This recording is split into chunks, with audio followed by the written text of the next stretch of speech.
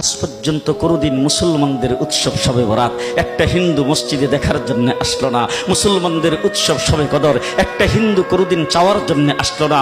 মুসলমানদের উৎসব রমজান মাসের রোজা একটা হিন্দু কোনোদিন তোমার সাথে সমাজ করার জন্য রাখলো না। একটা হিন্দু কোনোদিন তোমার ঈদের নামাজে আসলো না।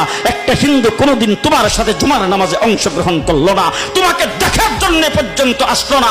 তার কারণ হলো হিন্দুরা মনে করে এটা মুসলমানের উৎসব, আর তুমি মুসলমান হইয়া হিন্দুর দুর্গা পূজায় কিভাবে গেলা? আরে তোমার কি হয়ে গেল? তোমার কি লজ্জা শরম তুমি ধুয়ে ফেলে দিয়েছো? তোমার কি কোনো লজ্জা শরম নাই? লজ্জা শরম নাই? আবার কি সুন্দর বলতেছ, ধর্ম যার যার উৎসব সবাই।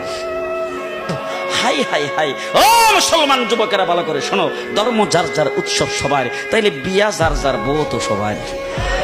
জি, বিয়ে যার যার বউ সবার, পুষ্কুনি যার যার মাস সবার, গাছ যার যার ফল সবার, ক্ষেত যার যার ফসল সবার, দোকান যার যার মাল সবার।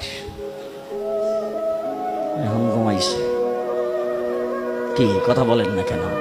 তাহলে আমার দোকানের মাল যদি আমার হয়, আমার ক্ষেতের ফসল যদি আমার হয়, আমার গাছের ফল যদি আমার হয়, আমার গাছের নারিকেল যদি আমার হয়, আমি বিয়ে করলে বউ যদি আমার হয়, মুসলমান আমার পুষ্কুনির মাস যদি আমার হয়, তাইলে ধর্ম যার উৎসব তার।